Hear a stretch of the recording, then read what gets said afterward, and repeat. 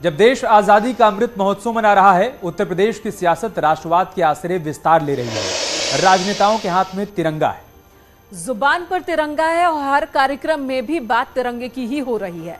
उत्तर प्रदेश की सियासत की ये दो तस्वीरें आपको दिखाते हैं। आज सीएम ने मुख्यमंत्री आवास से तिरंगा यात्रा को हरी झंडी दिखाई। उधर मुख्य विपक्षी दल समाजवादी पार्टी के अध्यक्ष अखिलेश यादव कन्नौज में मौजूद रहे। यहां से उन्होंने हर घर तिरंगा अभियान की शुरुआत की और साथ ही बीजेपी के तिरंगा अभियान को लेकर सवाल भी उठाए।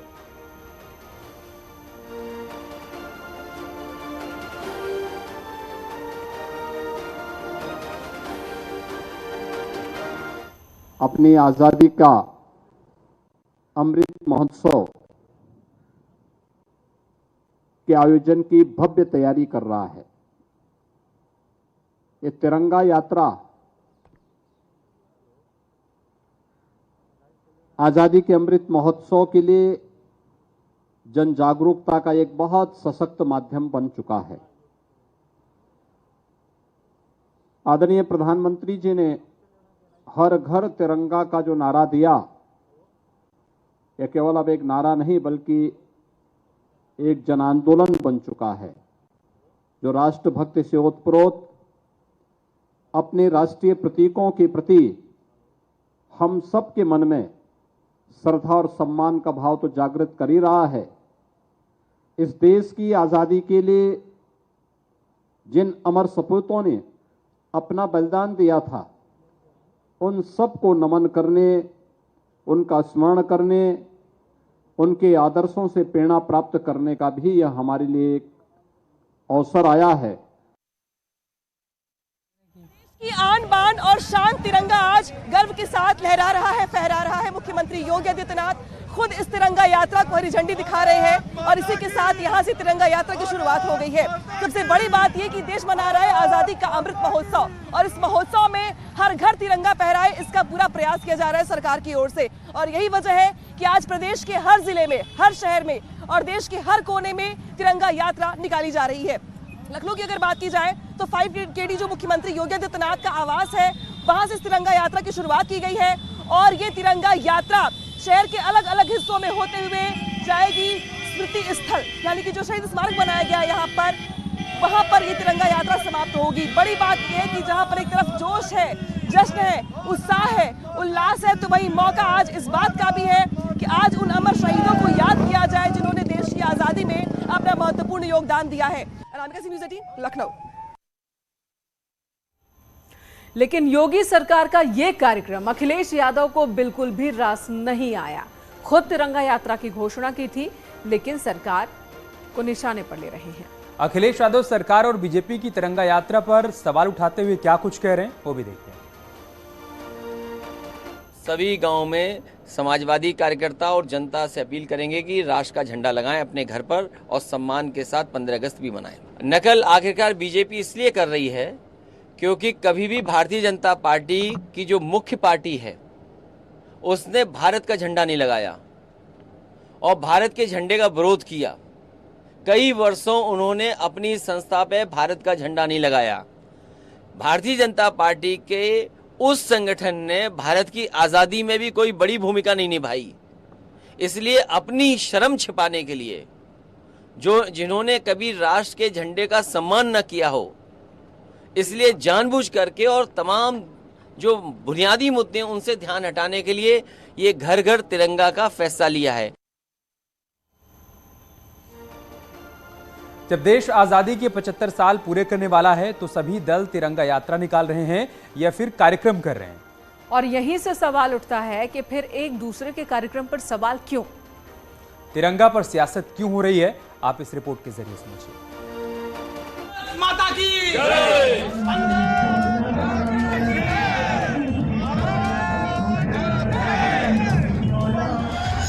तिरंगा देश की आन बान और शान है, लेकिन 21वीं सदी के 22वें बरस के 8वें महीने में जब देश आजादी का अमृत महोत्सव मना रहा है, देश के झंडे पर सियासत में उफान है। हिंदू और मुसलमान है। कुछ शरारती तत्वों ने प्लानिंग की है कि इस झंडा लगाने के दौरान अल्पसंख्यक बस्तियों में वो अपने कुछ कुछ गुर्गे भेजकर झंडे को नोच कर जमीन में फेंकेंगे, पैर से कुचलेंगे और हमारे अल्पसंख्यक भाइयों को बदनाम करेंगे। स्वामी प्रसाद मौर्य का यह बयान बीजेपी की तिरंगा यात्रा और हर घर तिरंगा अभियान को लेकर है। अब इन दो तस्वीरों को देखिए। बीजेपी के हर घर तिरंगा अभियान पर निशाना साध रही समाजवादी पार्टी खुद भी घर घर झंडा लगाने का अभियान चला रही है। कन्नौज से खुद अखिलेश यादव ने अभियान की शुरुआत की।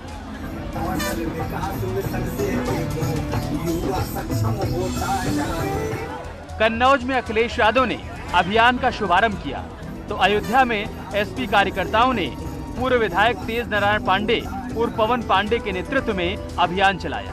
वाराणसी में भी एसपी कार्यकर्ता सड़क पर दिखाई दिए और आरोप है कि बीजेपी राष्ट्रभक्त होने का ड्रामा कर रही है। लोगों ने आजादी की लड़ाई में माफी मांगा, जिनका आजादी की लड़ाई में कोई योगदान नहीं, आज वो असली देशभक्त बनने का ड्रामा करते हैं। लेकिन हम वो लोग हैं, हमारे पूर्वजों ने, हमारे वंशजों ने डॉक्टर लोहिया से लेकर जयप्रकाश नारायण से लेकर अशफाक उल्लाह खां से लेकर पूज्य महात्मा गांधी, सरदार पटेल, डॉक्टर लोहिया से लेकर एक बड़ी परंपरा है इस देश के लिए लोगों को लड़ने वाले, शहीद होने वालों की। इस बीच बीजेपी कार्यकर्ता पूरे प्रदेश में हर घर तिरंगा अभियान चला रहे हैं। आज से 11 अगस्त तक बीजेपी अपने सांगठनिक मंडलों में तिरंगा यात्रा निकालेगी। सभी बूथ और मंडलों में स्थानीय विधायक, सांसद और मंत्रियों की अगुवाई में यात्रा निकाली जाएगी, जिसकी शुरुआत हो भी चुकी है। मैंने कहा ना, जिसके जैसे भाव होते हैं वो उस प्रकार की बातें करता है। ये तो इसके प्रति अगर ऐसे भाव हैं तो वो जान सकते हैं, हम लोग नहीं जान सकते। 11 से 13 अगस्त के बीच बीजेपी की योजना हर वार्ड और बूथ पर प्रभात फेरी निकालने की।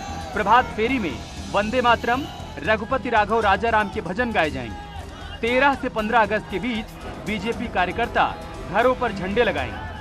इसी पर स्वामी प्रसाद मौर्य ने सवाल उठाए, जिस पर अब बीजेपी आक्रामक है।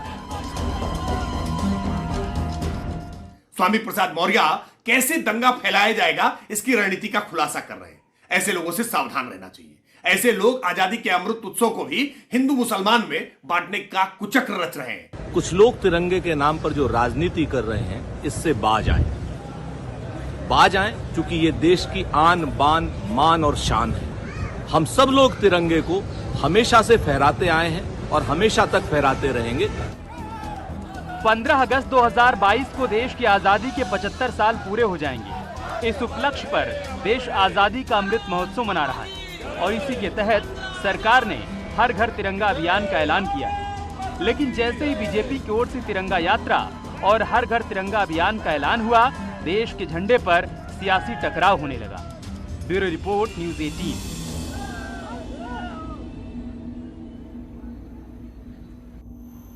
तो तिरंगा यात्रा को भी लेकर मेरा तिरंगा तेरा तिरंगा वाली राजनीति हो रही है। अखिलेश यादव का आरोप है कि बीजेपी नकल कर रही है।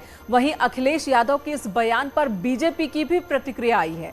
बीजेपी के नेता मुख्तार अब्बास नकवी ने कहा है कि विपक्ष जरूर नकल कर रहा है, उसे अकल नहीं है। बीजेपी का मूल एजेंडा राष्ट्रवाद है। नकल के लिए अकल चाहिए। वो लोग नकल कर रहे हैं, अकल तो नहीं है। तो इसलिए भारतीय जनता पार्टी का राष्ट्रवाद मूल मुद्दा है और उसकी अगर कोई नकल कर रहा है तो अच्छी बात है। कम से कम वो लोग भी इस रास्ते पे जा रहे हैं। उत्तर प्रदेश में बीजेपी 2024 के लोकसभा चुनाव में 80 सीटों का लक्ष्य लेकर आगे बढ़ रही है। पार्टी की ओर से पहले ही साफ कर दिया गया है कि इस बार बीजेपी का लक्ष्य 80 सीटों पर जीत दर्ज करने का है। बीजेपी का लक्ष्य है 80 सीटों पर जीत दर्ज करने का और इसी लक्ष्य को हासिल करने के लिए बीजेपी लगातार पार्टी अलग अलग मोर्चों पर प्रशिक्षण शिविर का आयोजन भी कर रही है। इन 4 तस्वीरों से समझिए कि सत्ताधारी बीजेपी किस स्तर पर 2024 में होने वाले लोकसभा चुनाव की तैयारियों में जुटी हुई है। पार्टी किसी भी स्तर पर कोई कमी नहीं छोड़ना चाहती। बीजेपी की ये तैयारी तब है जब अभी 16 महीने का वक्त बाकी है। 29 जुलाई से 31 जुलाई के बीच चित्रकूट में प्रशिक्षण शिविर का आयोजन किया गया। इस शिविर में सीएम योगी, यूपी से आने वाले केंद्रीय मंत्री, यूपी सरकार के कैबिनेट मंत्री, पार्टी के बड़े नेता और संगठन के पदाधिकारी भी शामिल हुए।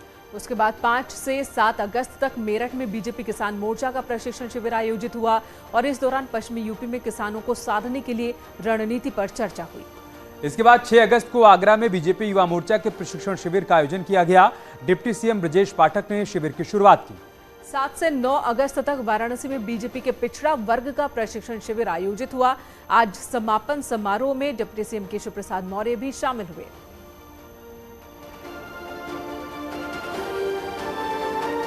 अरे थोड़ा सा नीचे। 2024 में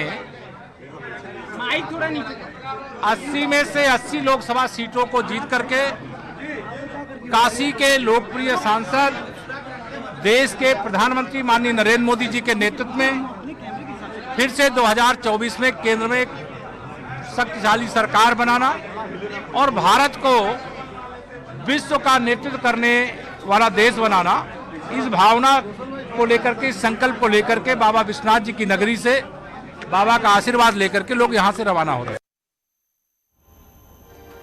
बीजेपी 2024 की तैयारियों में जुटी है तो मुख्य विपक्षी दल समाजवादी पार्टी भी पीछे नहीं है। सदस्यता अभियान के जरिए समाजवादी पार्टी 2024 की तैयारियों में जुटी है। कैसे सदस्यता अभियान को आगे बढ़ाया जा रहा है पार्टी की तरफ से, कैसे तमाम सदस्यों को जोड़ा जा रहा है, वो भी समझिए।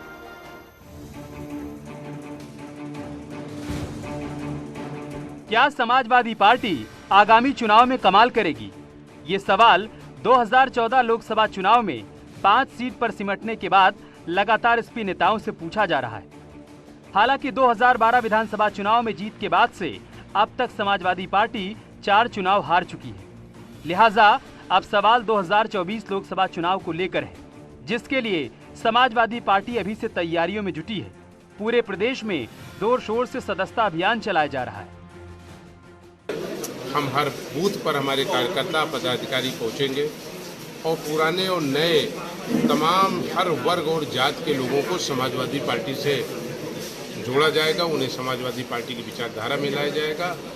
और ये बताते हुए हमें प्रसन्नता है कि अमेठी बहुत तेज़ी से और बहुत मजबूती से यहाँ के संगठन ने, हमारे माननीय विधायकों ने, सभी लोगों ने मिलकर के इस सदस्यता अभियान का हिस्सा ही नहीं बने हैं बल्कि इसका वो नेतृत्व भी कर रहे हैं। सदस्यता अभियान के जरिए समाजवादी पार्टी की कोशिश बूथ स्तर पर पार्टी को मजबूत करने की है और दावा भी यही है कि बड़ी संख्या में हर वर्ग के लोग समाजवादी पार्टी से जुड़ रहे हैं। समाजवादी पार्टी का टारगेट सिर्फ लोकसभा चुनाव नहीं है, बल्कि आने वाले दिनों में होने वाले निकाय चुनाव पर भी एसपी की नजर है। हम लोगों का उद्देश्य ये है कि आगरा में हमारा संगठन मजबूत हो और क्योंकि सक्रिय सदस्यता चल रही है उस पर भी हम लोग ध्यान दें। उसके बाद हमारा संगठन मजबूत संगठन यहाँ पर खड़ा हो, जिससे कि नगर निगम का जब चुनाव आए तो समाजवादी पार्टी का मेयर आगरा से। अमेठी से आगरा, फतेहपुर से बहराइच तक समाजवादी पार्टी सदस्यता अभियान चला रही है। अलग अलग वर्ग के लोगों को पार्टी के साथ लाने की कोशिश कर रही है। समाजवादी पार्टी का सबसे ज्यादा फोकस युवाओं पर है, क्योंकि पार्टी जानती है अगर युवा ताकत समाजवाद की विचारधारा से जुड़ती है तो 2024 में पार्टी के लिए जीत की राह आसान हो सकती है। Bureau report, news 18। श्रीकांत त्यागी, वो नाम जो पिछले कई दिनों से चर्चा में था, इनामी था, फरार था, अब पुलिस की गिरफ्त में। श्रीकांत त्यागी का नाम ग्रैंड ओमैक्स सोसाइटी में 5 अगस्त को एक महिला से बदतमीजी के मामले में सामने आया। इसके बाद से श्रीकांत त्यागी फरार था। 8 अगस्त यानी कि कल नोएडा अथॉरिटी ने श्रीकांत त्यागी का अवैध निर्माण बुलडोजर से ढहा दिया था। आज श्रीकांत त्यागी को पुलिस ने मेरठ के श्रद्धापुरी से गिरफ्तार किया। बताया जा रहा है कि श्रीकांत त्यागी नोएडा से हरिद्वार फिर ऋषिकेश भागा था और अब मेरठ आया था, जहां से उसकी गिरफ्तारी हुई। गिरफ्तारी के बाद श्रीकांत त्यागी को कोर्ट में पेश किया गया। कोर्ट ने त्यागी को 14 दिन की न्यायिक हिरासत में भेज दिया। कोर्ट ने त्यागी की जमानत याचिका को खारिज कर दिया। उधर श्रीकांत त्यागी की गिरफ्तारी के बाद गौतम बुद्ध नगर के पुलिस कमिश्नर आलोक सिंह ने कई खुलासे किए। वहीं खुद त्यागी ने अफसोस जताया। 5 अगस्त को हेकड़ी दिखा रहा श्रीकांत त्यागी अब माफी मांगता हुआ नजर आ रहा है।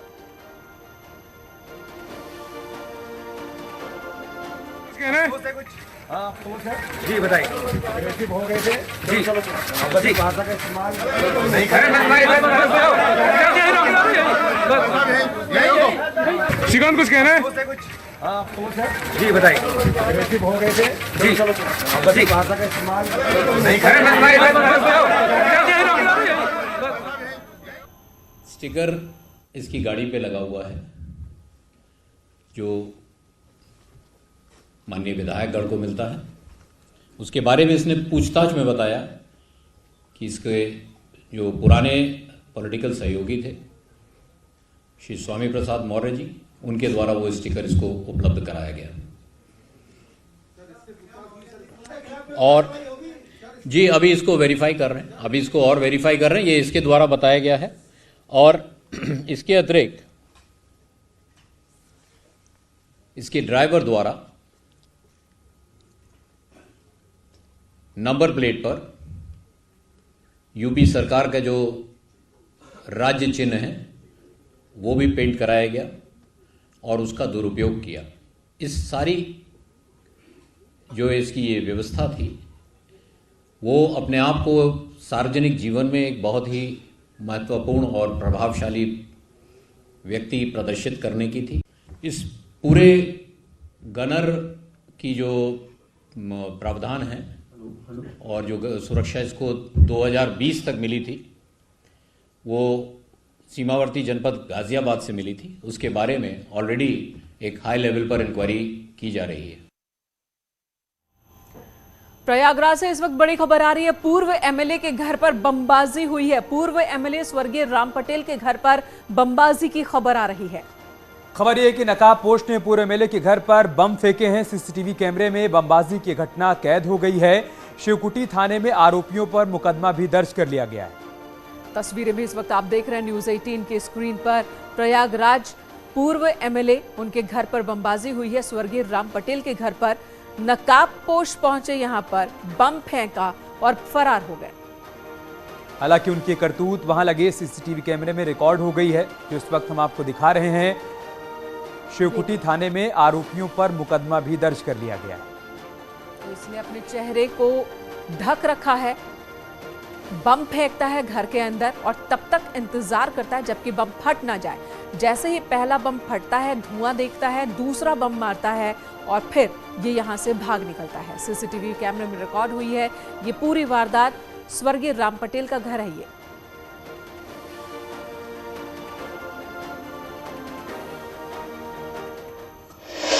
आतंकी संगठन से जुड़े सबाहुद्दीन आजमी की गिरफ्तारी के बाद बड़ा खुलासा हुआ है। बताया जा रहा है कि सबाहुद्दीन आजमी पॉलिटिक्स की आड़ में आईएसआईएस जैसा आतंकी संगठन तैयार कर रहा था।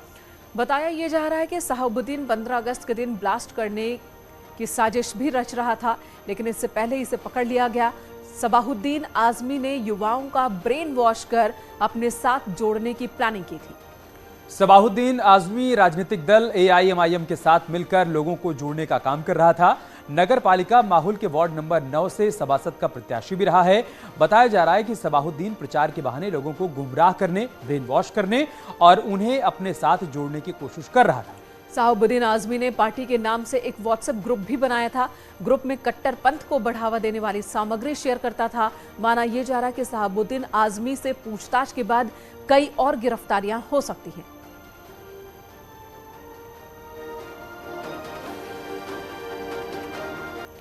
और अब खबर आगरा से, जहां पर ताजमहल परिसर में नमाज, एक बार फिर से ऐसी खबर आ रही है। नमाज पढ़ते 3 लोगों के फोटो वायरल हो रहे हैं। हालांकि माफी मांगने के बाद इनको छोड़ दिया गया है, लेकिन ये तस्वीरें आई हैं ताजमहल परिसर से जहां पर नमाज पढ़ी गई है। इससे पहले भी इस तरह की तस्वीर सामने आई थी, उस पर भी विवाद खड़ा हुआ था। अब जबकि एक बार फिर से तस्वीर सामने आई, फोटो वायरल हुई, तब जानकारी के मुताबिक माफी मांगने के बाद इन पर्यटकों को छोड़ दिया गया। सार्वजनिक जगहों पर धार्मिक कार्यक्रम पर रोक। और यहाँ देखिए ताजमहल परिसर के अंदर ये सैलानी बताए जा रहे हैं जो कि नमाज पढ़ रहे थे, जिन्हें पकड़ा गया लेकिन बाद में छोड़ दिया गया।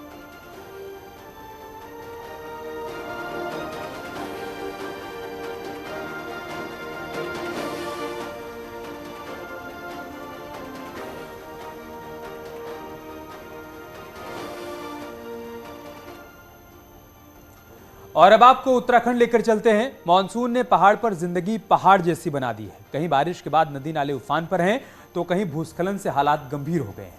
पिथौरागढ़ में धारचूला के कोकल खेत वाटरफॉल के पास लैंडस्लाइड की भयानक तस्वीरें सामने आई, जिसमें पहाड़ी भरभरा कर गिरती हुई नजर आ रही है। हालांकि किसी भी तरीके के जानमाल के नुकसान की खबर नहीं है। वहीं चमोली के जोशीमठ के पास हाथी पर्वत में जबरदस्त लैंडस्लाइड हुआ है। न्यूज 18 के कैमरे में भी रिकॉर्ड हुई है ये पूरी तस्वीरें। हालात ये हैं कि बद्रीनाथ हाईवे तक भी इसका मलबा पहुंच गया है। बीआरओ ने मारवाड़ी पुल के पास गाड़ियों की आवाजाही पर रोक लगा दी है।